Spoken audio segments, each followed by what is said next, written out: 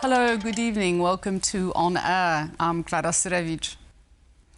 As world leaders depart from Davos, a palpable anxiety permeates the air. The world is growing more unstable, alliances are shifting, and warfare is changing fast. Today we turn once again to one of its most consequential and dangerous developments: drones.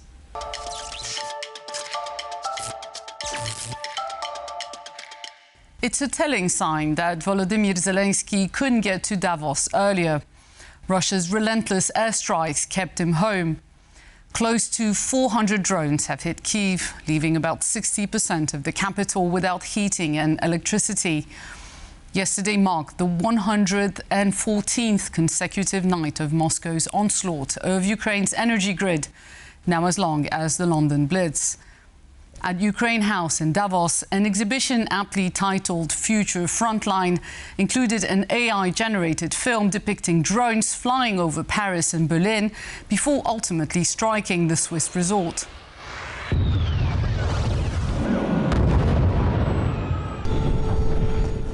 For countries bordering Russia and Belarus, the prospect of drone attacks and the havoc they can cause is no longer theoretical.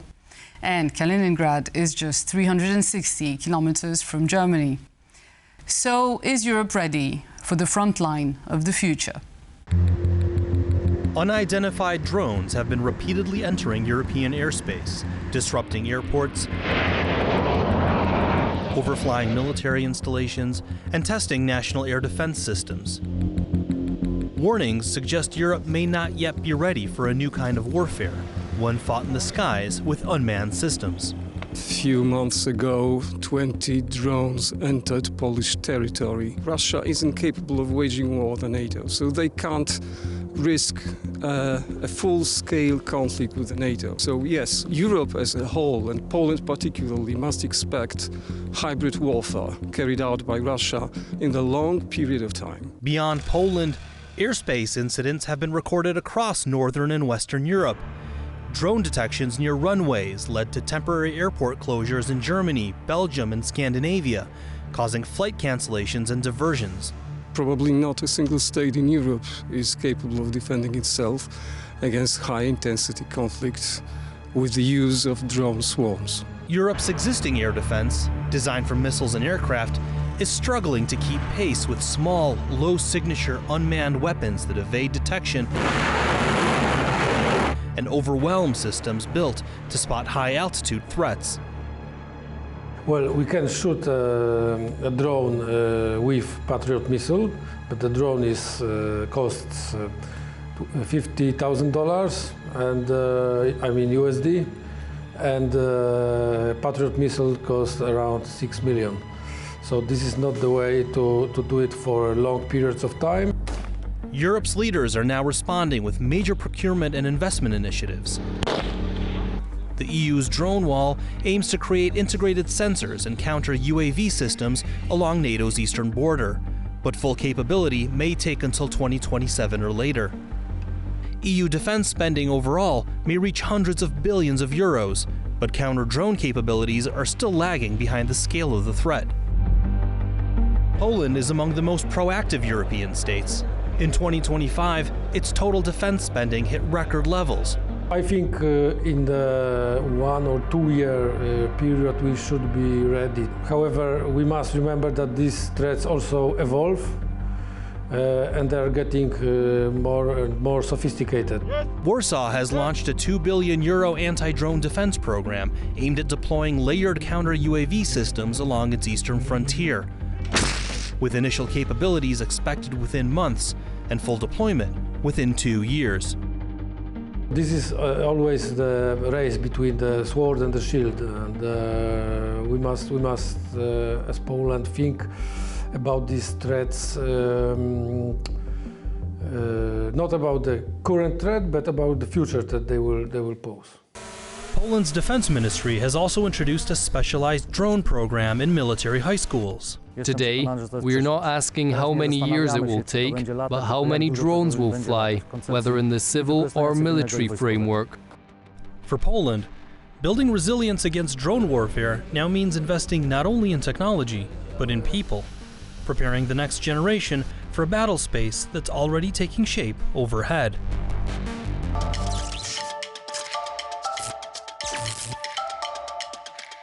Warfare itself is changing. Conflicts can now unfold before the first shot is fired, through cyber attacks, social destabilization, and of course, drones. Adversaries can be weakened well before open hostilities begin. AI-driven drone swarms integrated with conventional weapons can unleash chaos in seconds. As military conflict becomes more asymmetric and technology-driven, drones are no longer just offensive weapons. They're central to defense as well. Here's a look at the UAVs now shaping the battlefield in Ukraine. Hear about drone warfare on the front line, you probably think of FPVs or kamikaze drones. Small, fast, loud, and hard to spot. But that's no longer the whole story, because there are many more types of drones on the front lines today, and they're not just accessories, they're one of the main weapons in the war in Ukraine. Everything happens through drones. Without the drones, it would be very difficult. We find and destroy the enemy, correct targets, and drop grenades.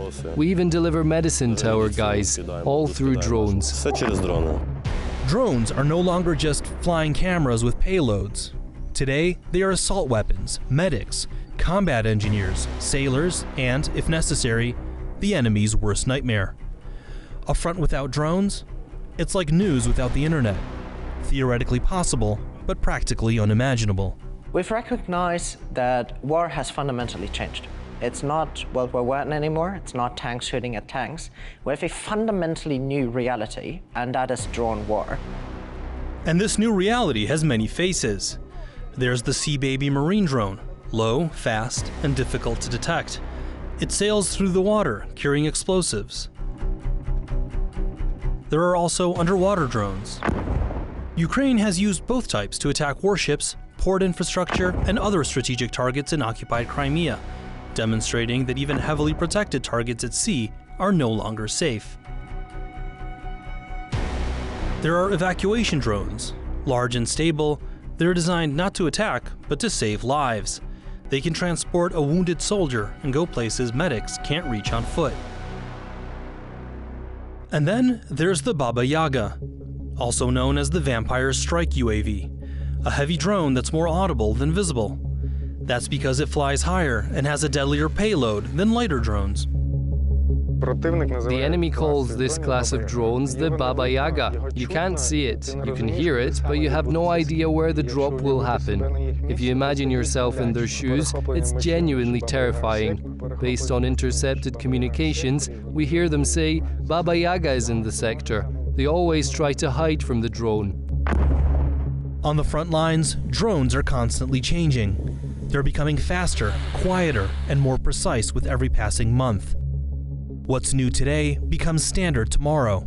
And since UAVs are changing so rapidly on the battlefield, one thing is certain. What we're seeing now is only the beginning.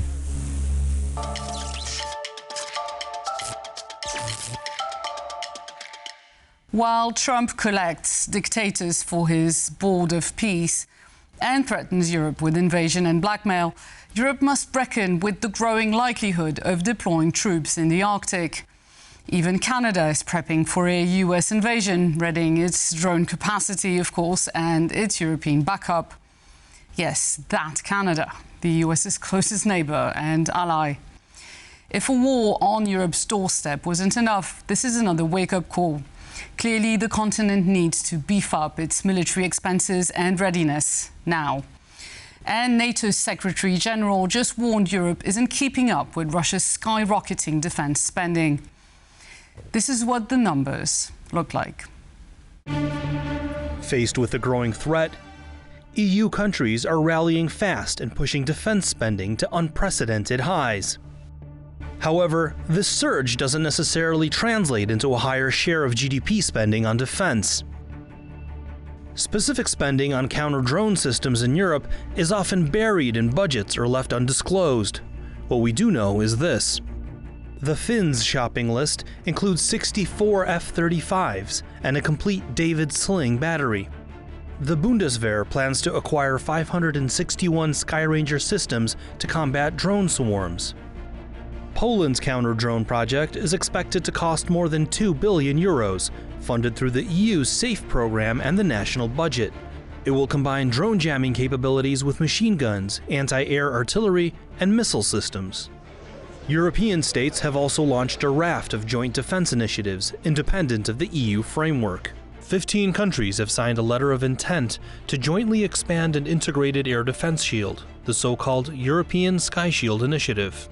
Work is underway on the 6th generation FCAS fighter, a flagship project meant to define the next era of air power. Europe is also developing its MALE RPAS combat drone, better known as the Eurodrone. Ukraine has some of the world's most advanced and battle-tested drone capabilities. This unique know-how is fueling a wave of new agreements on defense industrial cooperation. Authorities in Kyiv are exporting drone production, expertise, and frontline experience to countries including the UK, Latvia, Sweden, Lithuania, the Netherlands, Denmark, Germany, Portugal, and Poland. These partnerships secure spare parts supply chains and production capabilities farther from the front line, which benefits both host countries and Ukraine.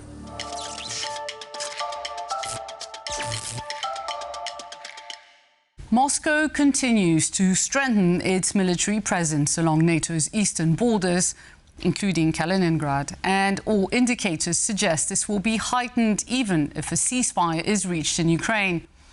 Naturally, Europeans wish to avoid conflict.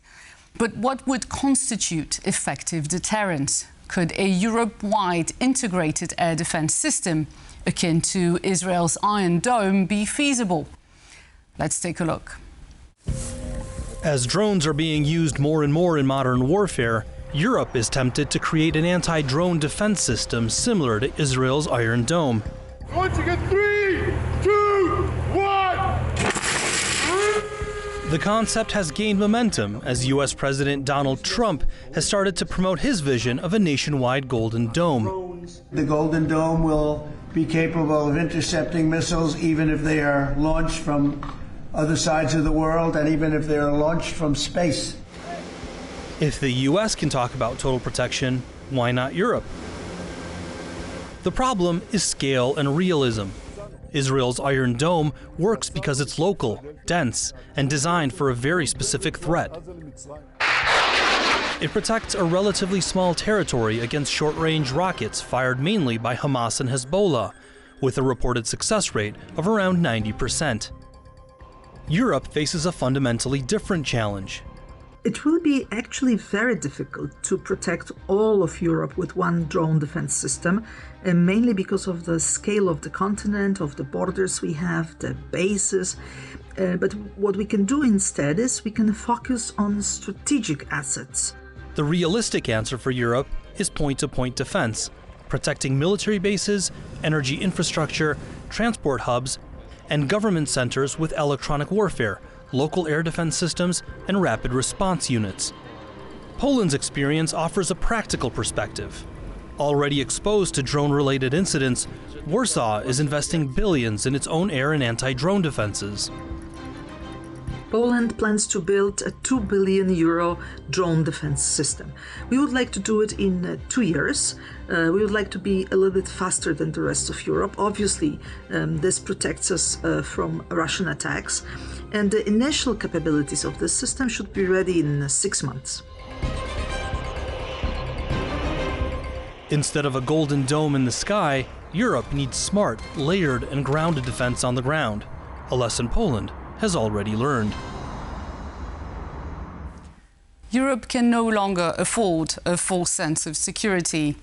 Keeping deterrence strong will be crucial to preserving peace. Thank you for watching, and please join us next week.